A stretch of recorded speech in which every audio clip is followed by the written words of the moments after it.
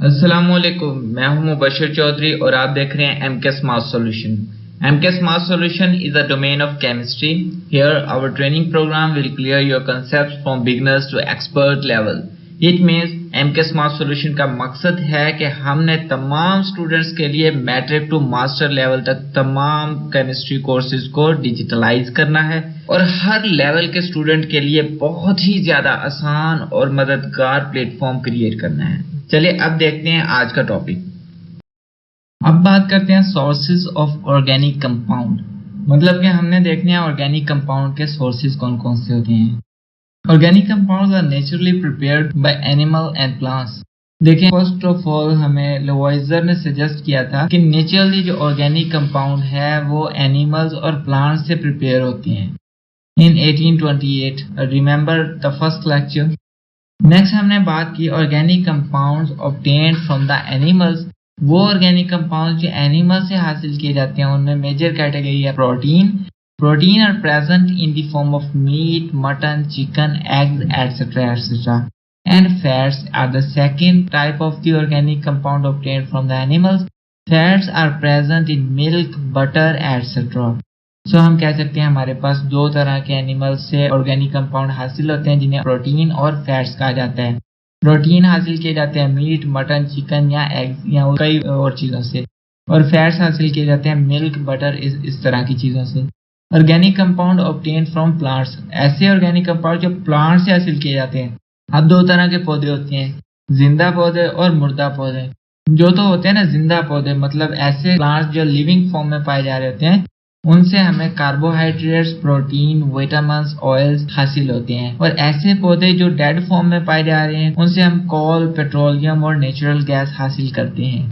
चलें one by one हम discuss करते हैं उन तमाम ऑर्गेनिक कंपाउंड्स को जो हमें नॉन लिविंग प्लांट से हासिल होते हैं।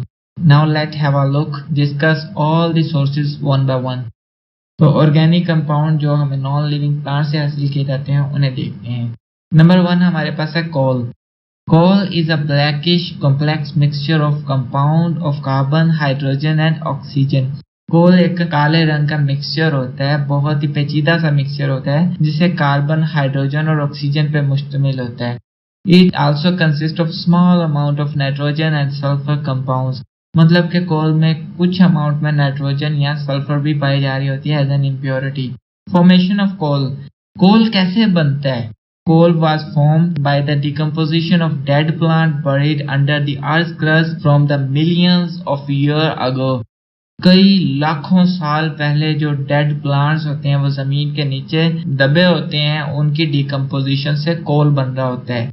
अब हम भी सोचें कि यार ये डेड प्लांट जमीन के नीचे क्या लेने जाते हैं, तो कई ऐसी कुदरती आफतें होती हैं जैसे कि जलजला आता है किसी जगह या पूरी की पूरी जमीन ही उलट गई होती है। सो हम कह सकते हैं उसके रिजल्ट में कई ऐसी जगह होती है जैसे जंगल बना हुआ है एक जगह पे बहुत ज्यादा, तो कुदरती कोई आफत आती है और वो पूरी की पूरी जमीन ही उलट जाती है, तो वो पूरे का पूरा जंगल जो वो जमीन के अंदर चला जाता है। इस कंडीशन में लाखों साल गुजरने के बाद जो वो दरख्त होंगे ना, अब वो क्योंकि जमीन के नीचे चले गए तो वो डेड प्लांट्स हो गए कार्बन डाइऑक्साइड, ऑक्सीजन की अदम मौजूदगी में। तो उसके नतीजे में वो प्लांट्स होंगे या वो दरख्त जो होंगे डिकम्पोज होना शुरू हो जाएंगे और लाखों साल बाद वो कोल की शक्ल में कन्वर्ट हो जाएंगे। Conversion of wood into coal is known as carbonisation. मतलब लकड़ी का कोयले की शक्ल में कन्वर्ट होने का जो प्रोसेस होता है उसे कार्बोनाइजेशन कहते हैं। It is very slow biochemical process. ये प्रोसेस बहुत स्लो होता है। देखिए हमने बात की ये मिलियंस ईयर्स कॉस्ट करता है, मतलब लाखों साल लग जाते हैं इस प्रोसेस को। It is very slow biochemical process. अब इसे बायोकेमिकल प्रोसेस क्यों कहा जाता है? क्योंकि कई सारे बैक्टीरिया पे वर्क कर रहे होते हैं, काम कर रहे होते हैं इस प्रोसेस को सरअंजाम देने के लिए, इसलिए इन्हें बायोकेमिकल प्रोसेस कहा जाता है। It also take place in the absence of air under high pressure and temperature over a long period of time as about 500 million of years. मतलब हवा की अदम मौजूदगी में बहुत ज्यादा प्रेशर और टेम्परेचर पे ये 500 मिलियन ईयर के ड्यूरेशन प्रोसीजर होता है। Wood contain about 40% of carbon. मतलब जो लकड़ी है वो एटलीस्ट 40% कार्बन कंटेन करती है। So depend upon the process of carbonization, 4 different type of the coal are formed with respect to the carbon content, volatile matter and moisture. देखें would के पास 4 different contents होते हैं। Number 1 carbon content, number 2 volatile metal, number 3 moisture कितना होता है। मतलब कि इन तमाम फैक्टर्स पर डिपेंड करती हैं 4 different type of the coals that are found under the earth crust. So हम इन्हें वन बाय वन डिस्कस करेंगे कि कौन कौन सी कैटेगरीज पाई जाती हैं from the coal. Type of coal में हम देखेंगे coal are further divided into 4 types depend upon the content of carbon along its use. Number 1 हमारे पास है पीट। पीट कंटेन्स 60% ऑफ कार्बन। मतलब पीट के पास 60% कार्बन कंटेंट होता है। It is inferior quality of coal used in kiln. मतलब ये जो क्वालिटी होती है ना कोल की, ये भट्टों में इस्तेमाल किया जाता है। ये बहुत ही लो क्वालिटी होती है कोल की। नेक्स्ट हमारे पास आती है lignite. It contains 70% of carbon. मतलब 70% कार्बन पाई जा रही होती है इसमें। It is a soft coal use in the thermal power station. ऐसे जो पावर स्टेशन होते हैं जो कोयले पे चल रहे होते हैं उसमें ये इस्तेमाल की जाती है। और इस कैटेगरी में जो कोयला होता है उसके अंदर कार्बन कंटेंट 70% होता है और ये बहुत सॉफ्ट कोल होता है। नंबर 3 हमारे पास है bituminous. It contain 80% of carbon. It is very common variety of coal used in the household. मतलब कि ये बहुत कॉमन वैरायटी है कोल की जो कि घरों में इस्तेमाल की जाती है। नंबर 4 है हमारे पास anthracite. Anthracite contain 90% of carbon content. मतलब कि ये कोल की वो कैटेगरी है जो 90% कार्बन कंटेंट रखती है। मतलब कि ये बहुत ज्यादा अच्छी क्वालिटी है कोल की। It is superior quality of hard coal that is used in industries. मतलब ये बहुत अच्छी क्वालिटी है कोल की और जो इस्तेमाल की जाती है इंडस्ट्रीज में। तो वन बाय वन हमने चारों टाइप्स को स्टडी कर लिया है type of coal depending upon the carbon content. Next हमारे पास है डिस्ट्रक्टिव डिस्टिलेशन ऑफ कोल। हमारे पास कोल रॉ फॉर्म में आ गया। अब हमने उसमें डिफरेंट कंटेंट्स को डिफरेंट कैटेगरीज को अलग करना है। सो हम यहाँ पे बात करेंगे destructive distillation of coal. Coal has become a major source of organic compounds due to its destructive distillation. कोल में से बहुत सारे ऑर्गेनिक कंपाउंड्स निकाले जाते हैं ड्यू टू इस डिस्ट्रक्टिव डिस्टिलेशन। मतलब कि इसकी जब डिस्टिलेशन की जाती है, डिस्ट्रक्टिव स्ट्रक्चर को डिस्ट्रॉय किया जाता है, तो बहुत सारी और कंपोनेंट्स भी हम अचीव कर सकते हैं from the coal. Destructive distillation क्या होता है? Destructive distillation the strong heating of coal in the absence of air. मतलब कोल को हवा की गैर मौजूदगी में बहुत ज्यादा हीटअप किया जाए तो उस प्रोसीजर को डिस्ट्रक्टिव डिस्टिलेशन कहा जाता है। As coal contain elements like carbon, hydrogen, oxygen, nitrogen and sulphur etcetera etcetera. क्योंकि कोल जो है वो बहुत सारे एलिमेंट्स को कंटेन करता है, कार्बन, हाइड्रोजन, ऑक्सीजन, नाइट्रोजन और सल्फर वगैरह। तो हम कह सकते हैं destructive distillation of the coal provide the large number of the organic compound along with the few inorganic compounds. क्योंकि कार्बन, नाइट्रोजन और सल्फर इस तरह के कंपोनेंट्स के साथ भी लिंक अप हुआ होता है, तो इस वजह से इनऑर्गेनिक कंपाउंड्स भी हासिल कर सकते हैं कोल से और बहुत सारे ऑर्गेनिक कंपाउंड्स भी हासिल होते हैं। दीज प्रोडक्ट्स आर, जैसे कि हम कुछ प्रोडक्ट्स को यहाँ एनालाइज करते हैं। नंबर 1 हमारे पास है coal gas. It is a mixture of hydrogen, methane and carbon monoxide. It produce heat when burn in air. मतलब कि ये मिक्सचर है हाइड्रोजन, मीथेन और कार्बन मोनोऑक्साइड का, और जब इसे हवा की मौजूदगी में जलाया जाता है तो ये हीट पैदा करता है, हरारत पैदा करता है। It is mainly use as a fuel in industries. मतलब कोल गैस को फ्यूल के तौर पे इस्तेमाल किया जाता है इंडस्ट्रीज में, कारखानों में, सनतों में। It also use to provide an inert और reducing atmosphere in various metallurgical processes. मतलब ये वेरियस मेटलर्जिकल ऑपरेशंस में भी इस्तेमाल किया जाता है। नंबर 2 हमारे पास जो प्रोडक्ट है ammoniacal liquor. It is a solution of ammonia gas in water. मतलब अमोनिया को जब पानी में मिक्स कर दिया जाए तो जो सॉल्यूशन बनता है उसे अमोनिकल लिकर कहते हैं। लेकिन ये भी डिस्ट्रक्टिव डिस्टिलेशन ऑफ कोल से हासिल होता है। It is use to prepare a nitrogenous fertiliser. मतलब ये नाइट्रोजन से रिलेटेड खाद्य बनाने के लिए इस्तेमाल किया जाता है। नंबर 3 हमारे पास है कोल तार। कोल तार is a thick blackish liquid. एक ब्लैक फॉर्म का एक बहुत गाढ़ा लिक्विड होता है जिसे कोल तार कहा जाता है। It is a mixture of more than 200 organic compounds. मतलब 200 से ज्यादा ऑर्गेनिक कंपाउंड्स का मिक्सचर होता है coal tar. These compound are saturated by the fractional distillation. मतलब ये जो 200 से ज्यादा ऑर्गेनिक कंपाउंड्स पाए जा रहे होते हैं ना कोल तार में, उसे फ्रिक्शनल डिस्टिलेशन मतलब के फ्रिक्शंस की फॉर्म में डिस्टिल कर लिया जाता है, सेपरेट कर लिया जाता है।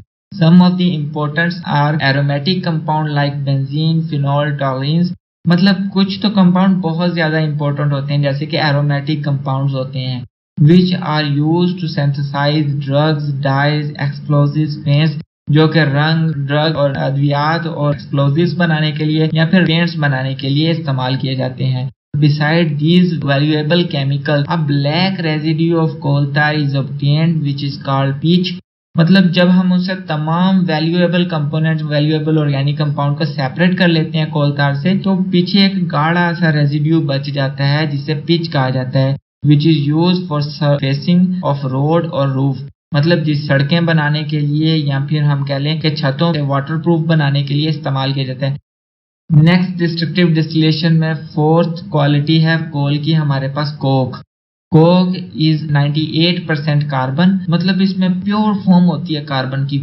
It left behind the residue of coal, मतलब ये कोल के बाद जितनी भी फ्रिक्शंस हम निकाल लेते हैं उसमें ये end product pure black residue होते हैं। It loss all its volatile component and leave behind as a solid residue called coke, मतलब ठोस फॉर्म में पाया जा रहा होता है। It is use as a reducing agent, मतलब ये रेड्यूसिंग एजेंट के तौर पे भी इस्तेमाल किया जाता है। और it also use as fuel, ये फ्यूल के तौर पे भी इस्तेमाल किया जाता है, क्योंकि when it burn in the absence of air it produce a large amount of heat, ये बहुत ज्यादा अमाउंट में हीट पैदा करता है। नेक्स्ट कैटेगरी देखते हैं petroleum. Petroleum is also obtained from the dead plants and it is also form of the organic compound. Petroleum is a dark brownish or greenish black colored viscous mixture. ये बहुत ही ज्यादा गाढ़ा मादा होता है, इसे डार्क ब्राउनिश कलर कह लें या ग्रीनिश ब्लैक कलर कह लें, ये इसी फॉर्म में पाया जा रहा होता है। It is a complex mixture of several hydrocarbons in water mixed with the salt and earth particles. मतलब ये पानी और हाइड्रोकार्बन्स और अर्थ पार्टिकल्स के मिक्सअप से बनता होता है, और प्रोसीजर इसका भी वही है जो कोल का है बनने का, लेकिन इसमें क्योंकि पानी पाया जा रहा होता है, हाइड्रोकार्बन्स पाए जा रहे होते हैं, साल्ट्स पाए जा रहे होते हैं, सो ये एक अलग कैटेगरी, एक अलग कंपाउंड की फॉर्म बना देता है। Petroleum is the main source of organic compound, बहुत ही बड़ा सोर्स होता है ऑर्गेनिक कंपाउंड का। It consist of the several compounds mainly hydrocarbons, ये बहुत ज्यादा कंपाउंड्स रखता है अपने अंदर ऑर्गेनिक, जिसमें सबसे ज्यादा हमारे पास होंगे hydrocarbon that are separated by the fractional distillation, जो फ्रिक्शनल डेस्टिलेशन से सेपरेट कर लिया। फ्रिक्शनल डेस्टिलेशन क्या होता है, इसे हमने पहले कोल में भी बात की है ना, फ्रिक्शनल डेस्टिलेशन की। Separation of component of frictions depending upon their boiling range, मतलब कि हम इसके डिफरेंट कंपोनेंट्स को अलग कर लेते हैं उनके बॉइलिंग पॉइंट की रेंज पे बेस करते हुए। Natural gas is an also form of product obtain from the non living plants, non living या डेड प्लांट्स कह लें हम। This is an also quality of organic compound. Natural gas is a mixture of low molecular mass of hydrocarbons, जो बहुत ही lower molecular mass होता है ना hydrocarbons का, मतलब बहुत ही निचले तबके के हाइड्रोकार्बन्स होते हैं, उनके मिक्सचर से बनता है हमारे पास natural gas. Its main components is about 85% methane along with the other gases, मतलब मेजर कंपोनेंट जो होता है नेचुरल गैस में वो मीथेन ही होती है, और बाकी फिर उसके अलावा दूसरी भी गैसेस इसमें इन्वॉल्व हो जाती हैं। Its origin is similar to the coal and petroleum, जैसे हमने कोल हासिल किया है, जैसे हमने पेट्रोलियम हासिल किया, बिल्कुल उसी प्रोसीजर के तहत हमें नेचुरल गैस मिलती है, मतलब it buried under the earth crust. तो नेक्स्ट बात करते हैं, it is use as a fuel in home industries, automobiles in compressed form as the CNG, compressed natural gas की फॉर्म में ये ऑटोमोबाइल्स में और इंडस्ट्रीज में इस्तेमाल की जाती है, और it is highly used in domestic purpose.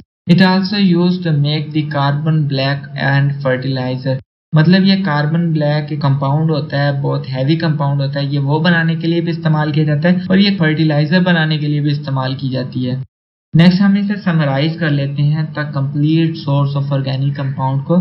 सबसे पहले हमने देखना है कि सोर्सेज ऑफ ऑर्गेनिक कंपाउंड, हमने बात की हमारे पास दो मेजर सोर्सेज हैं ऑर्गेनिक कंपाउंड के, एनिमल्स एंड प्लांट्स। एनिमल्स क्या प्रोवाइड करते हैं, एनिमल्स प्रोटीन और फैट्स प्रोवाइड करते हैं, और प्लांट्स क्या प्रोवाइड करते हैं। प्लांट्स दो तरह के होते हैं, प्लांट्स लिविंग भी होते हैं और नॉन लिविंग भी होते हैं। अब नॉन लिविंग प्लांट्स जो होते हैं वो प्रोवाइड करते हैं कोल, पेट्रोलियम और नेचुरल गैस। और उसके बाद हमारे पास जो लिविंग प्लांट्स आ जाते हैं वो प्रोवाइड करते हैं carbohydrates, proteins, vitamins and oils. तो ये वो तमाम ऑर्गेनिक कंपाउंड्स हैं जिसे हम डिटेल से डिस्कस कर लेते हैं। Number 1 protein, fats, carbohydrates, protein, vitamins, oil, coal, petroleum and natural gas. ये तमाम के तमाम कंपोनेंट्स हैं, ऑर्गेनिक कंपाउंड्स हैं जो हमें मिलते हैं एनिमल्स और प्लांट्स से। उम्मीद करता हूँ हमारी ये मेहनत आपके लिए मददगार साबित हो। प्लीज़ हमारे चैनल को सब्सक्राइब, लाइक, शेयर ज़रूर करें। और अगर आप इस तमाम कोर्स को एक ऑर्गेनाइज्ड वे में स्टडी करना चाहते हैं तो आप हमारी वेबसाइट mksmathsolution.blogspot.com, जिसका लिंक डिस्क्रिप्शन में मौजूद है, उसे विजिट करें। यहाँ पे आपको आपके कोर्स से रिलेटेड तमाम डाटा एक वेल ऑर्गेनाइज्ड फॉर्म में मिलेगा from the matric to master level. Thanks to watch. If you have any query, you can find me in comment box or you can also contact me on WhatsApp. Khuda Hafiz.